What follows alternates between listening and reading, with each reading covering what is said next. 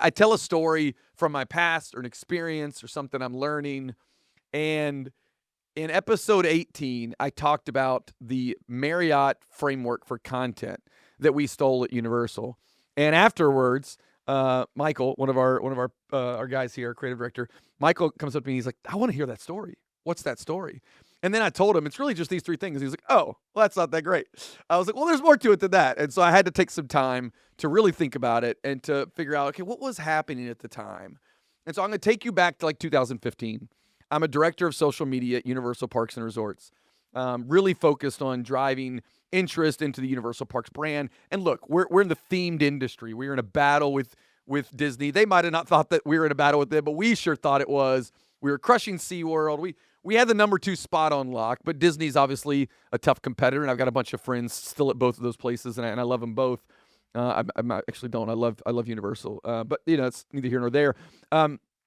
But we had this really big challenge, which is we're up against the competitor. We are a challenger brand. We got to act like a challenger brand. We got to figure out what that looks like. But when you're a challenger brand, but you act like a legacy brand, that's really, really hard. And so I would go to these meetings, and I couldn't help but chew on it. What's going to help us stand out? Well, what are the real business problems? Well, the real business problems are, how does our brand stand for something?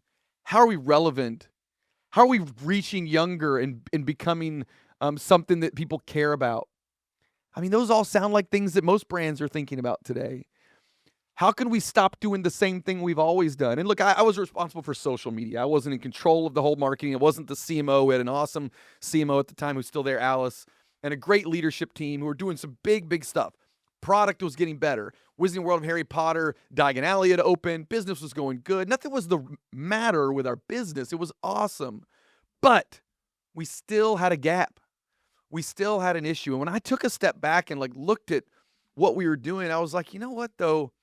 Outside of social and digital, we're still pretty traditional.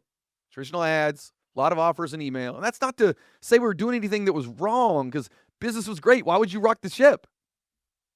And I pulled out an article that I saw in a website that was called Contently back in the day by Joe Laser.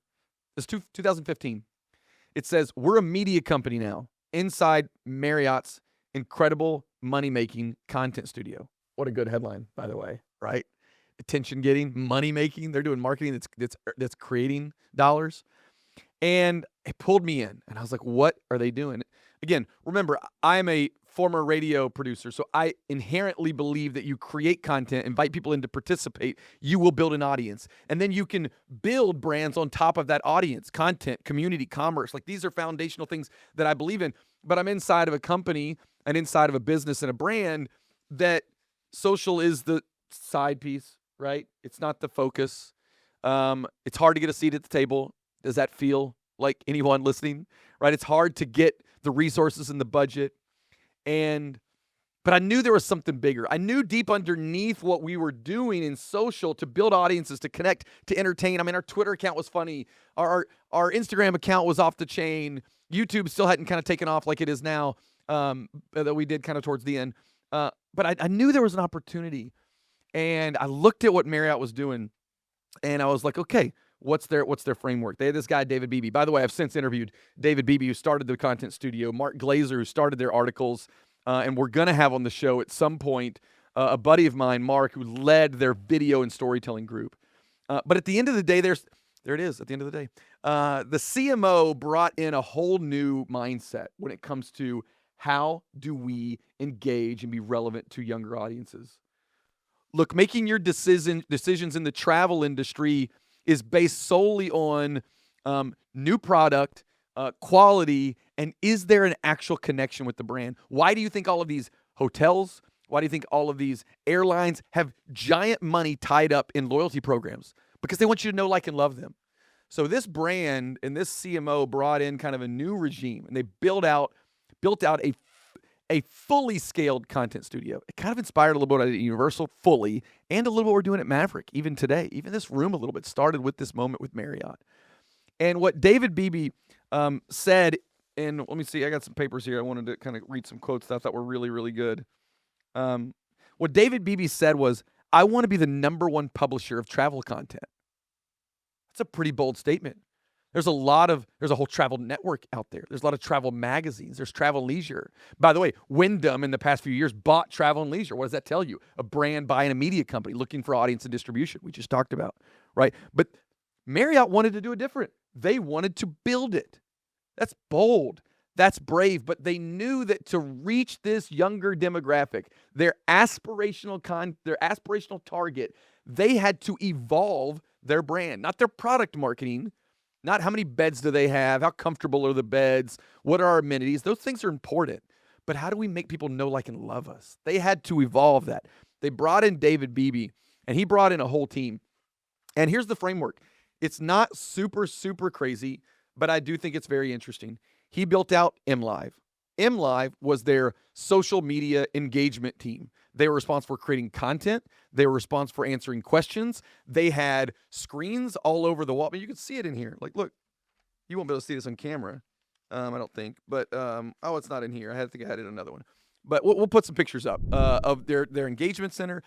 They were making social the hub, like not the backseat, not the side piece. It was like at the front of the table. Social media was at the core because they knew this is not dying. This is how you relate to people today. So MLive became this awesome aspect. They had MLive people here. They had them all over. They had over in Europe.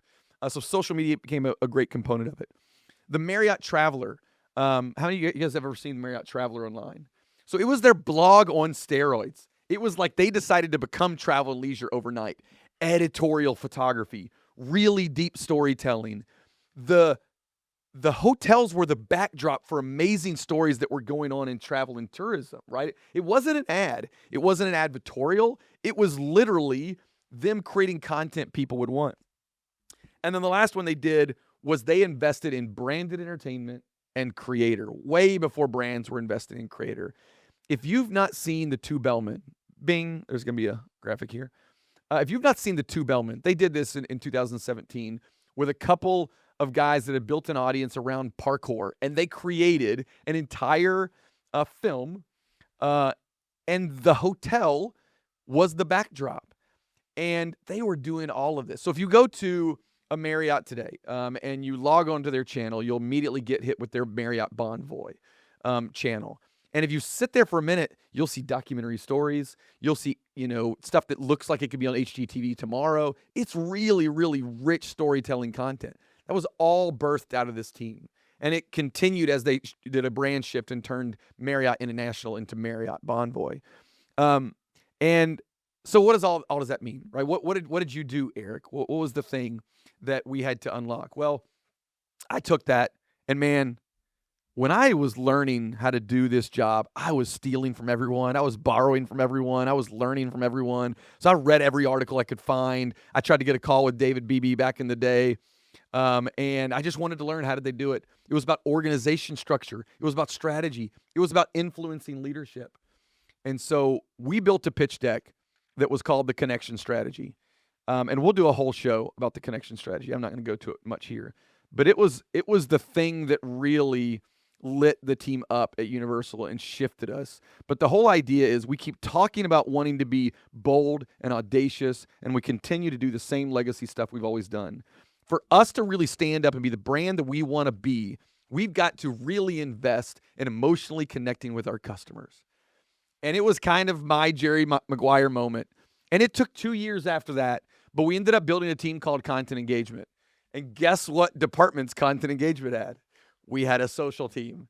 We had an article and a blog team. We completely revamped the blog, which we'll talk about another time. We'll break down that whole revamp. And then we launched our YouTube team, really, which if you go on our Universal YouTube page today, the team is still cranking out awesome stuff. But it is documentaries about our guests. It is content that looks like it's from HGTV about our food and dining. We wanted to stand in and understand our insight. Our insight wasn't that we need to just connect emotionally. It was that people need to know everything that's at your destination for them to book. They know Disney is a giant destination. They don't maybe know everything that Universal has to offer. So that was our challenge. How can we create content that educates and inspires people about everything that we have? And we fully went all in. And so That's kind of the main crux of the story. There's a lot more that we can kind of break open about what we did with the connection strategy and what we did at Universal, and we'll do it all here, specifically on radical content. We'll go deep on all of those different topics.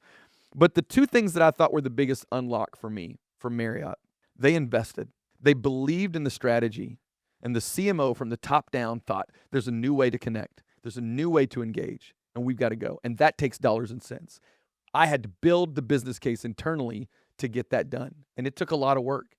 But I believed so strongly in the Universal brand, and I wanted it to matter. I wanted to stand for something. I still do. And that was the first thing, was the dollars and cents. You're not going to do this with a bunch of interns and a few people. You got to really invest. And we built teams, hired senior managers, hired a bunch of people. The second thing they did, and I don't know if I did this one as well, they hired reel makers. They went to Hollywood. They went to New York Times.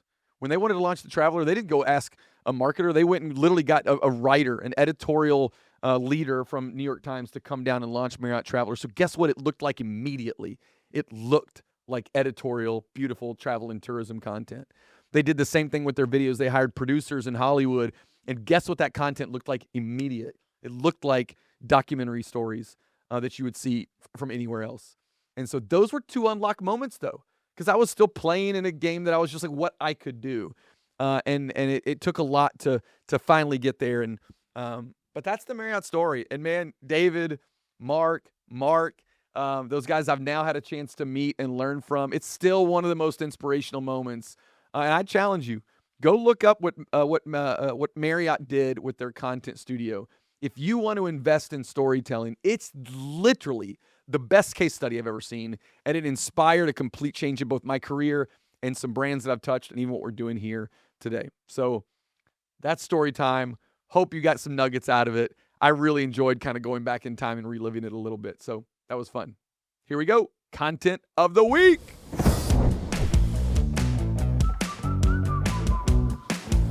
Welcome into Content of the Week. This is where we go out and curate all sorts of really hot fire content. I think I can say fire. I don't know. My team will tell me after this. That's going on the internet, and we bring it to you as a source of inspiration, because there's nothing that'll light up you to come up with 12 ideas than seeing somebody that's already done something really cool. So we got a couple really cool examples today that we wanted to walk you through. The first one I've titled Breaking the Internet. So I know a little bit. My feed is kind of full of people that are trying to crush life. This is a sneak peek into me and my crazy brain. Crush life, have their routines down, do their annual planning. I pull my wife into our annual planning every year. I think she's kind of gotten okay with it now at this point. My team probably would also kind of echo that he's kind of a driven, ambitious guy. And so I consume a lot of his content. I read podcasts. I did not know of Ashton Hall. First off, this is him. He's jacked. He's a big, ripped dude. And apparently he broke the internet this week. And again, you'll see this in a few weeks, and that's fine. But he did this, morning routine video. And we'll watch a little segment of that, and then we'll talk about kind of how it took off and show you what at least one brand did. So we're going to be serious about the Lord's business.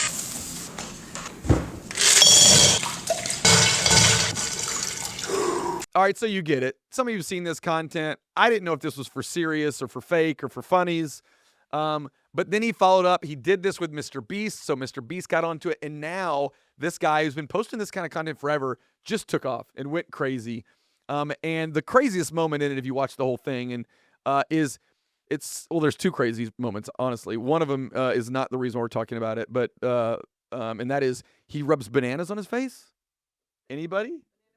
Banana peels? Sorry, good point. Yes, he's not just mushing, but he takes the banana. Is that a thing? It's not real. It's for fake. No, I think it's for fake. Brittany says it's real. Dalton? John? Would you, John, rub a banana on your face? How can we get everybody to rub a banana on their face and just report back? No? All right. Okay, so it sounds like it's going to turn into a video of me. Okay, great. Thanks, Brianna. Well, regardless, he also dumps his face in an ice bucket, a little bowl of water. I guess, I mean, I know of the ice bath kind of thing. I know of that. I've never seen someone just do it with their face. Well, we talk a lot about like custom content, original content, but sometimes you got to be ready to react to the internet and the world and what's happening in culture. And I used to know the dude that ran a McDonald's. So you got to take a look at this tweet from Coca-Cola and this little fun branding from Sprite. Like, I think he should now do one where he's dumping his face into Sprite, and let's see what the skincare or how awake he is. Maybe it makes him really good at podcasting. I don't know. But this is Sprite getting out there. So, getting active and having some fun. So thank you, Coca-Cola. Thank you, Sprite. But most of all, thank you, Ashton Hall, for your traps and your lats and how you're just, spreading goodness all over the internet. Actually, it was McDonald's. Oh, great. Okay. So it was McDonald's, not Coca-Cola. Okay, cool. Here we go. Content of the week number 2 comes to us from Allbirds. You guys know the shoe Allbirds, right? It's like the shoe that got like popular because of tech nerds, but it's actually kind of boring and not that interesting, but maybe it's comfy. Do we know the shoe? Okay, good. We know the shoe. All right, so this is a shoe company, and I like a lot of these like newer brands. They don't have as much kind of legacy tendencies that are holding them back, and a lot of times they'll dive first into content before anyone else. And one of the things that they're doing, the first one I want to show is this little short form video that they did, and I think you'll know what they're kind of spoofing. Here we go.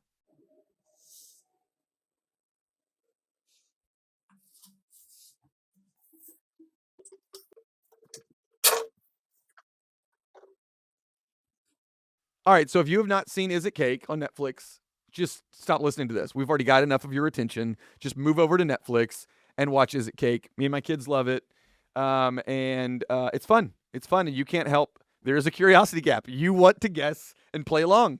So great content. Not the point of this thing, but Allbirds, again, looking to be culturally relevant and interesting. Like everybody that has a product when this was going off should have hired a cake maker and done this. So simple. I guessed wrong, by the way. I thought it was the other one, and it was the one in the front. So I guessed wrong. But please, everybody go do Is It Cake content because it's wonderful. Is it turkey content? I don't know how to do that, but do it. Let's try it. And then the last one here, also Allbirds. So apparently we're featuring Allbirds today. I'm not sure this one's going to work out. That's the one thing I'll say about this one. But I like that they're trying. So they got a new YouTube show. It's called Cards on the Table with Stanley Tucci.